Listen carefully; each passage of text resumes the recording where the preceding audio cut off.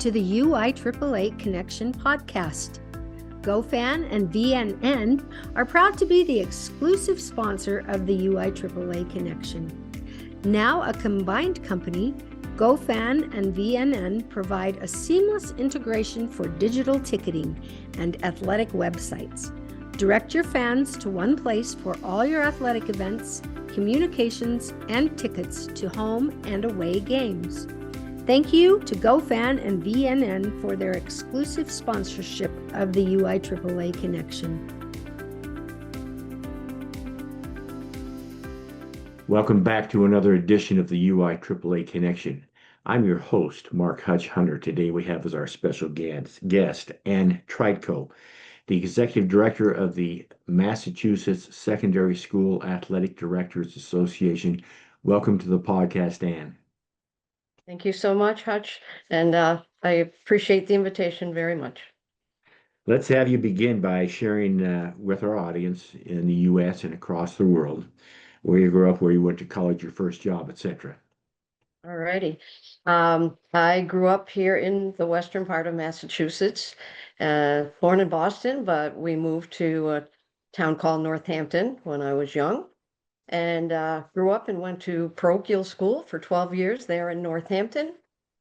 And a little unusual, we had no physical education and very limited sports opportunities for girls, but I took advantage of the two sports that they had for the girls, and one was basketball and the other was cheerleading. And I believe I'm the only one in the history of the school to do both of those at the same time. Way back when the girls played basketball in the afternoon and the boys played at night. So I would go with one uniform and then change into another one. So it was pretty unique, pretty much for everybody. And for some reason, not having physical education, but being an active child, I wanted to teach. And so I went to the University of Massachusetts and got my degree in physical education. And within 3 weeks of graduating, I had my first job,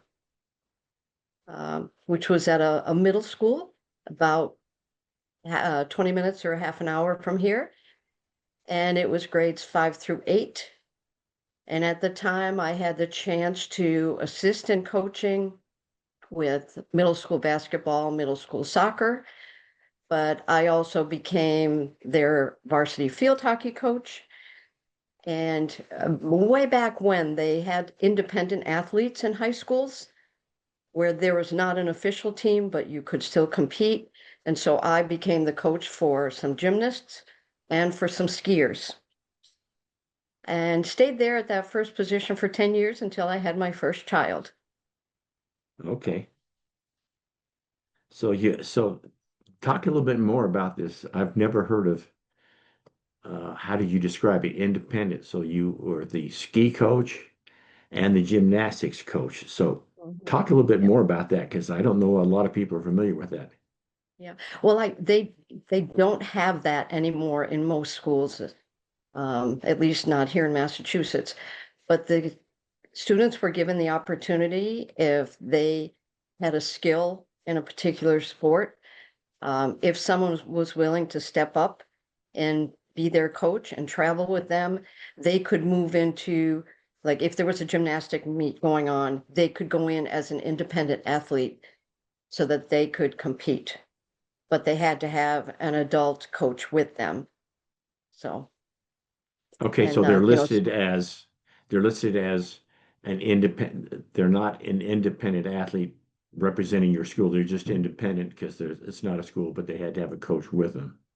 Well, they could represent the school, and in the case with my skier, she was a very good skier, and she came in her time in the top 10 in Western Mass, so she was able to go to the state championships. Oh, great. Yeah, it was great. But like I said, they don't allow that anymore here in Massachusetts. You know, we're talking a long time ago, like 30 to 40 years ago. Your first child, male or female, boy or girl? Male. a boy named Casey, and he turned 40 this past year. That's And awesome. I was afforded the opportunity then. At the same time, I had gotten my certification as a gymnastics official and as a field hockey official, so I was still able to do that even though I was not teaching anymore. But I was also a certified fitness professional as well. So I was hired by a local fitness agency. They were a dance school and a fitness agency, and I got to work for them for the next 10 years. And as a matter of fact, now in retirement, I'm back working for them again, not as a fitness professional, but working for the dance studio. Oh, that's awesome. Let's let me ask you a little bit of a personal question here, Ann. What's your Sure. biggest failure or disappointment in life, and what did you learn from it? So, this was a hard one to answer. I wouldn't call it a failure, but perhaps more of a disappointment that I did not pursue athletic administration sooner in my career, knowing how much I really, really enjoy it. And, Um, and so, so talk a little bit more about that. okay, so I came into being an athletic administrator kind of as an accident. When I went to my last position, which was at a school called Hampshire Regional, it was a 7 through 12 school. I was hired to teach physical education part-time because they had a new athletic director who had to give up half of his classes. We didn't have full-time ADs in that school. So I came into that position teaching for this friend of mine, colleague, his name is Eric Scammons. And after a few years, he decided that there were too many challenges within his life. He was very young. He was in his 20s, but an outstanding athletic administrator. He had his undergraduate degree from Boston College. He had his master's degree from Springfield College, and it was very good at what he did. But sadly, he found that some of the parents couldn't relate to him because he was so young.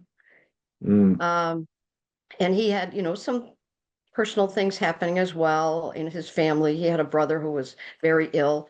And he said to me one day, it was in June, we're walking the track at the end of the year. And he said, I need to give up this position. So do you know what that means for you? He said, you're going to lose your job as a teacher unless you decide to become the athletic director. And I said, Eric, I have no experience as an athletic director. Yes, as a teacher, as a coach, but not as an athletic director. He said, I've talked to the principal and we're both behind you. He said, we are very confident you can do this job and we work side by side every day and I will mentor you through the first year, which he did. And then I became very involved in our district. And shortly after that, I got involved in the state. And like I said, I really, really enjoyed it. I loved working with the kids. I had tremendous coaches. Um, I became very involved in the state athletics and the NFHS coaches education program. I was one of the premier teachers of coaches education in the state. And I really loved being in this business. And so I think that's where the regret comes from, not having known that or had the opportunity to do it earlier in my career. I didn't become an athletic director until I was in my 50s. that's awesome. That is awesome. Let me ask you this before we get back to the Massachusetts Association. So talk it for a Sure. moment about some of the mentors and leaders in your life Oh, that have made a difference to you. yeah. Um, when I first became an athletic director, like I said, the previous athletic director was very helpful to me. But then as I got involved in the league in the district, there were some people who were just very, very valuable to me. Couple of names I can throw out there, although there are so many to mention, but Mike Deary, Lou Conti, Kathy Meter, and Nancy Curdy. These were all outstanding athletic administrators who got together, and when there was a new kid on the block, they had workshops and summer gatherings so they could kind of help them through the beginning of what they were doing. So they became very good colleagues and friends. They're all retired now, but Lou is actually still involved in the district, and we have worked together.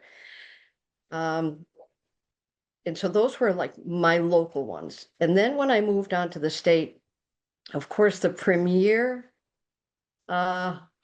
figure in my athletic life was Walter Sargent. Walter, yes. Walter, he, we've only had, I'm only the fourth executive director for Massachusetts, the first woman. Walter was the first one. He was there for many years. And then there was a gentleman named John Lynch, who sadly has passed on. But he took the position for a year or so. And then our friend Fran Whitten, he came and held the position for 6 years before I came on board. Walter and I worked together very closely. He mentored me coming up through the ranks. After a few years of being a district rep, he approached me and asked if I would be interested in being the third vice president and then moving through the ranks. And at first I'm like, are you sure? But he had the confidence in me, and I just really took that to heart. And it was wonderful having him as a mentor. And as I had gotten into going to nationals and things, Walter was great about introducing me to other executive directors in the country. Jerry Durgan from Maine was one of the very first ones that I met. And he just said, you need anything, you talk to Jerry. So he kind of groomed me as I came along. And then Fran was outstanding. We had worked together. I was on his executive board. And he was very, very thoughtful in the process of his next up. And he actually worked with me for almost a year to prepare me for this position. And he was a very, very good friend and colleague. That's awesome. Let's just talk, since you mentioned both of them. One of the questions I had was talking about and of course, they're the legends for me because they're the two big names besides yourself in Massachusetts that I knew. Walter and I go way back. We had Walt come out with our very first strategic plan, and this has got to be, oh my goodness, I want to say in the early 2000s. He came out and helped with that. Obviously, Walt was part of the Big Five that started the NEDC.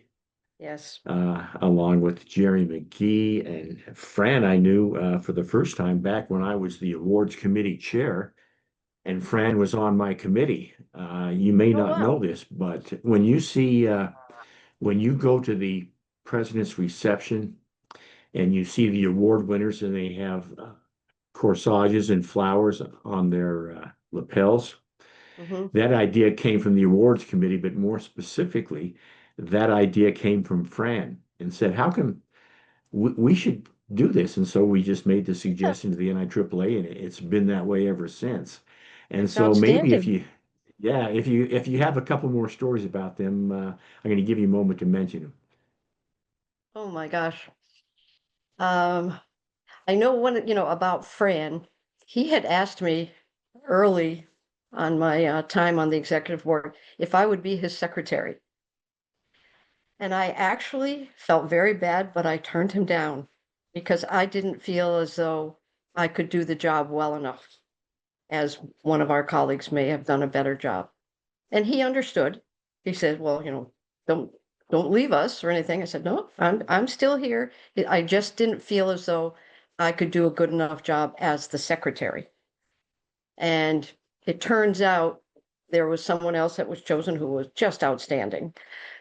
And currently, I'm just going to jump ahead a little bit. We have a young woman on our executive board now who is my secretary, who was very close to Fran. Her name is Tanya Rich. And as a matter of fact, she's up for position of secretary of the NIAAA. She's one of the three Yes, and finalists. I'm trying to get a hold of her to get her on the podcast, but continue. Okay. All right. All right. Yeah, she's a gift. She's an absolute gift. I just said to her, I said, I'm so happy that you've been chosen for this as a finalist. I said, but don't promise me you're not going to leave us. She's dynamite. She's been athletic director of the year. She's pretty much won so many accolades, which she's very humble about, very, very humble. But she could finish my sentence, or if I'm about to suggest something, she will already have it in her mind.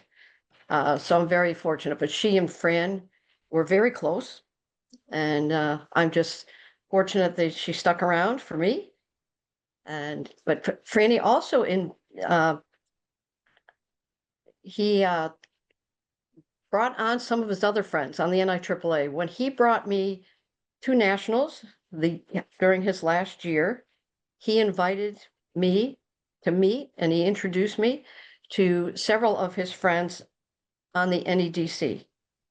Laurel Jungling was like his Right. best friend.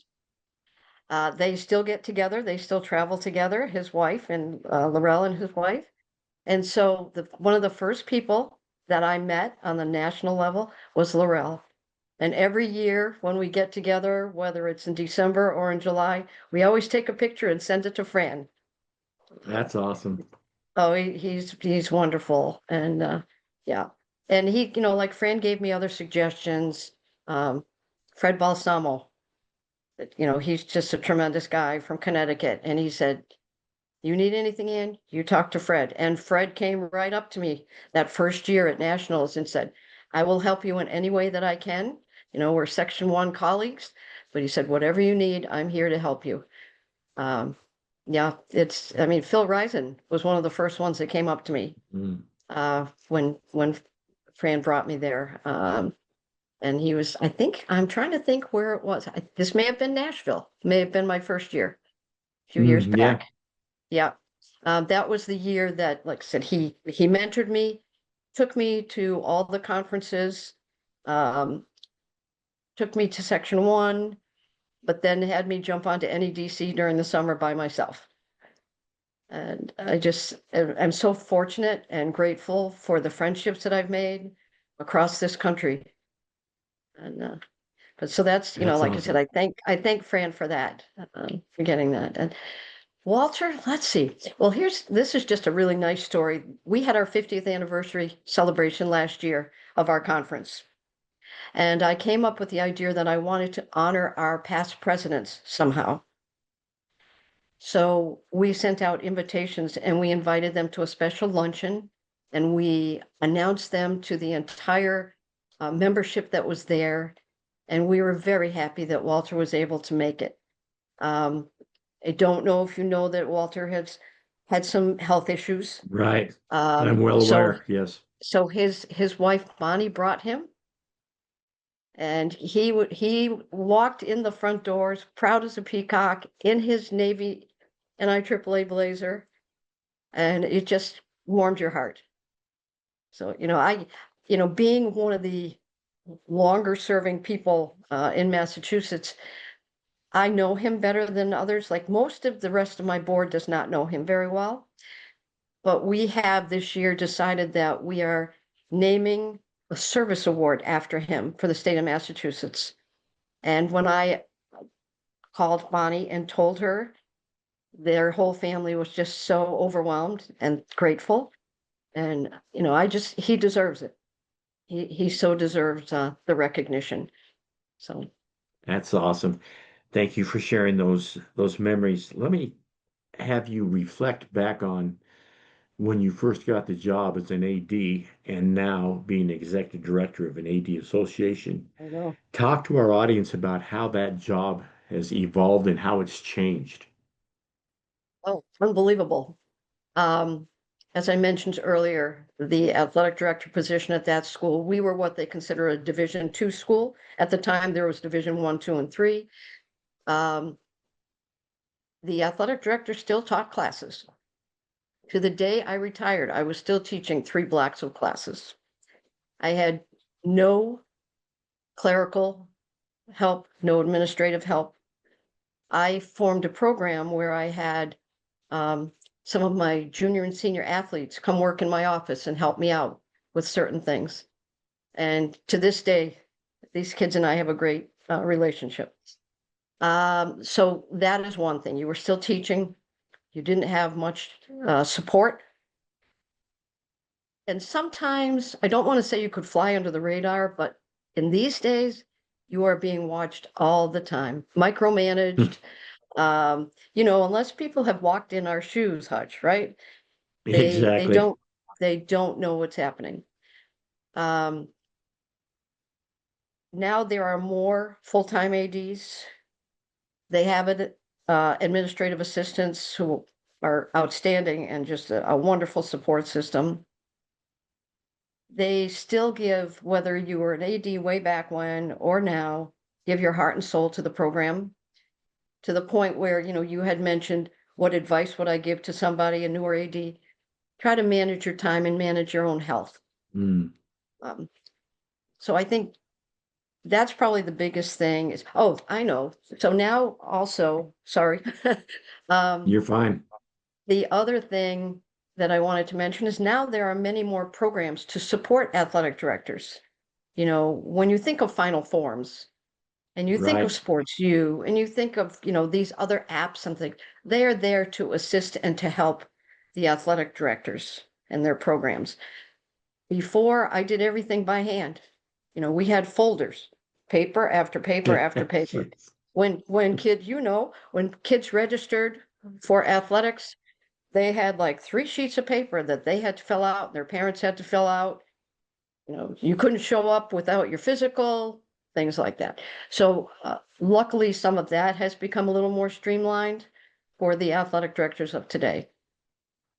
It's amazing that you mentioned that. I only chuckle because, and I've mentioned this before on other podcasts, but in Utah, we have something called Register My Athlete. And I retired from Jordan High in June of 2013.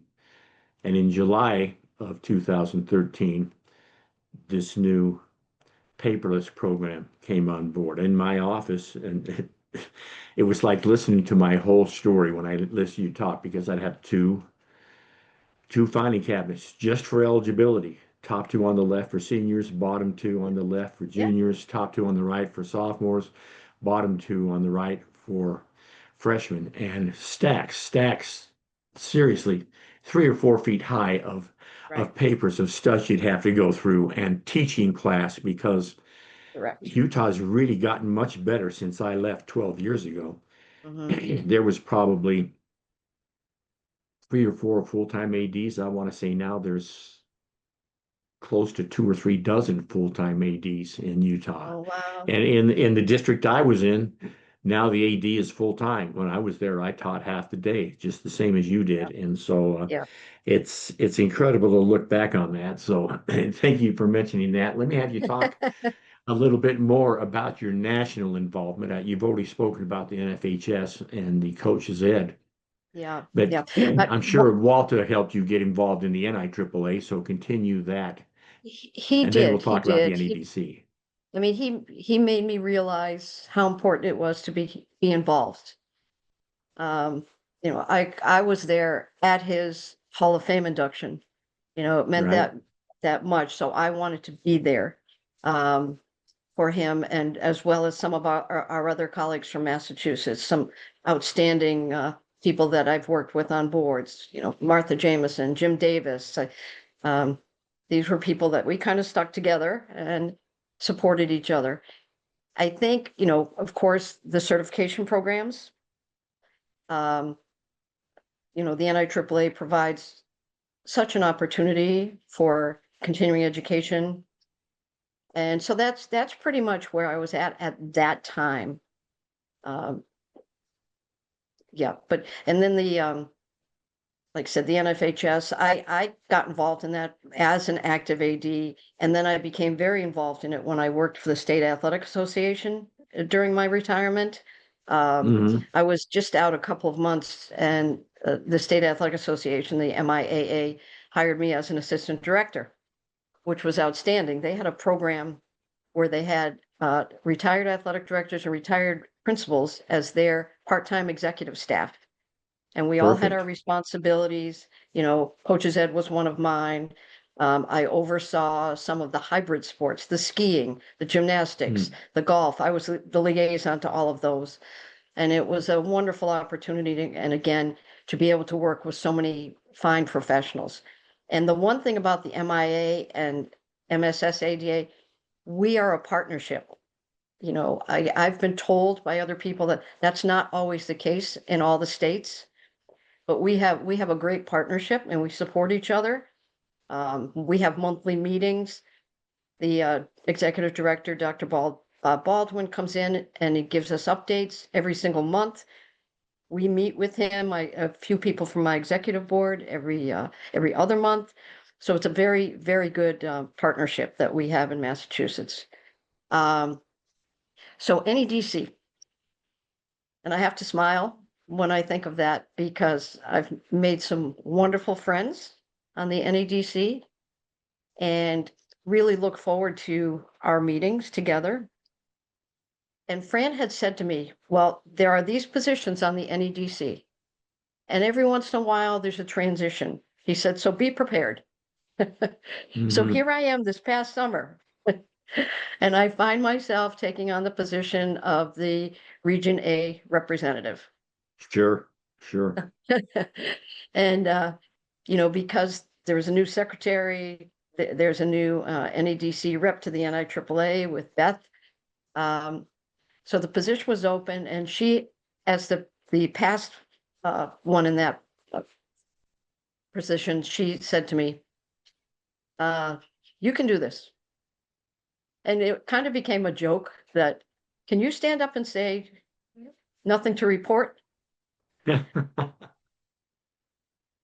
And I said, I think I can do that. She goes, because that's pretty much what we do.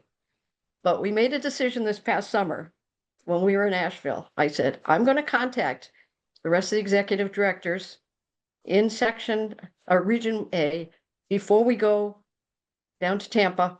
I'm going to check in, see if anybody has anything they'd like to report to me. But so here I am in this position now, and really, really, I just cherish the time with my colleagues and, the commonalities that we have and finding out the different parts of our positions, like the size of the states, what they're responsible for. We have approximately 375 schools in Massachusetts that are members of the association. I know there are some others that have like 40.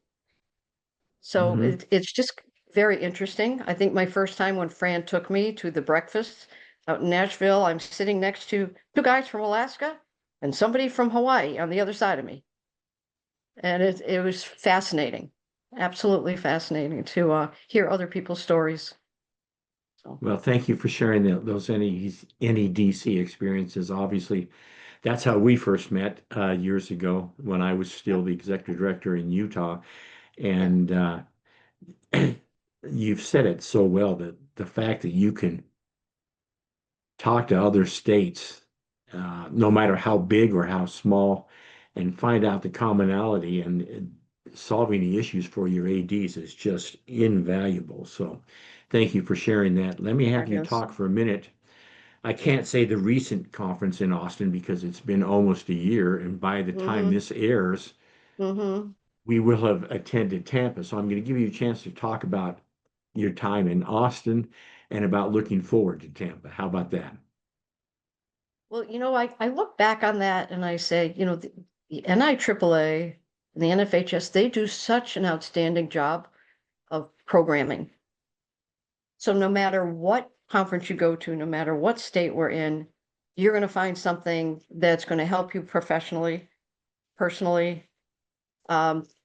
I would say the only negative, if we even want to call it that, is because we've had so many people attending our conferences, sometimes it's been difficult for some people to find accommodations. Yeah, I found that in Tampa, the hotels were spread out quite a bit. And I actually look forward to, I mean, I love the Gaylord hotels because we can all be there together right. and, you know, come together. Whereas when we're in different places like Tampa, I found that you were having to go so many places to meet up with colleagues, unless you were taking classes or taking workshops, going to opening presentations and things. But that's, that would be like the only thing that I would say. I would prefer that everything be in one spot, like hotels and everything.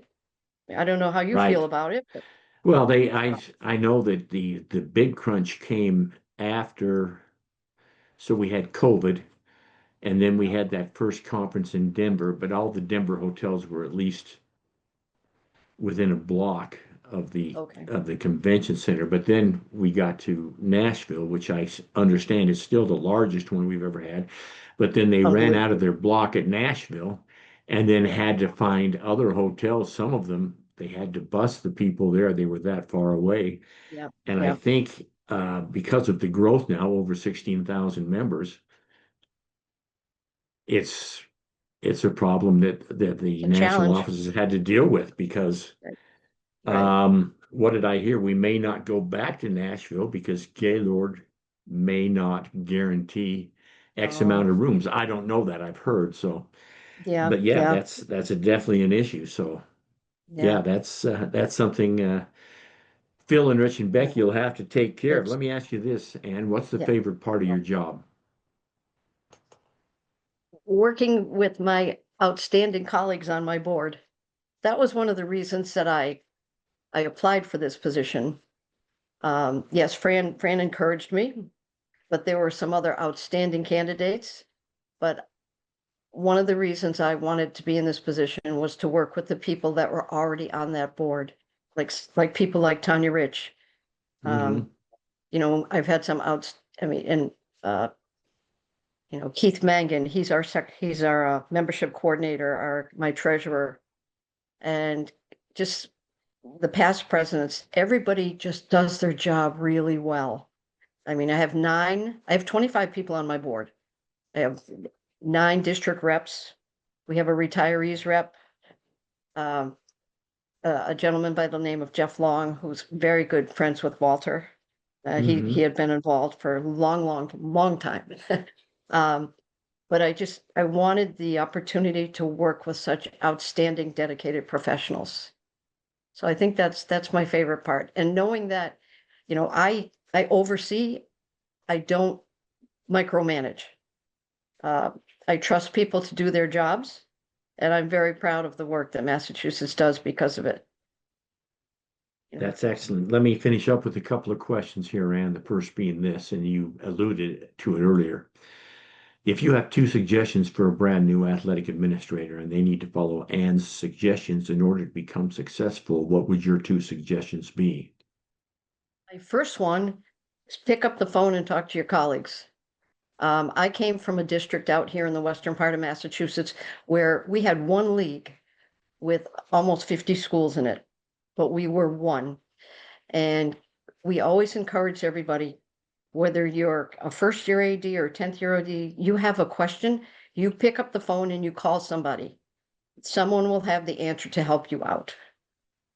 And that is kind of the mantra that we all talk about now. We have a great mentoring program in Massachusetts, but we want to expand it even more. And one of the most basic things is pick up the phone and talk to somebody. Or even as an experienced AD, you have newer ADs on your block, you give them a call. So, and the other thing is get involved. I did that quite early in my career. I went and got my certification early. I became a district rep early, and I loved it. I loved being able to travel, meet people, um, and it kind of gives you a better handle on things that are happening. So those would be Uh, the two things I would suggest. that is well said. Thank you for sharing those. Let's finish with this question. Anne, what question is there that I should have asked you that I failed to ask you?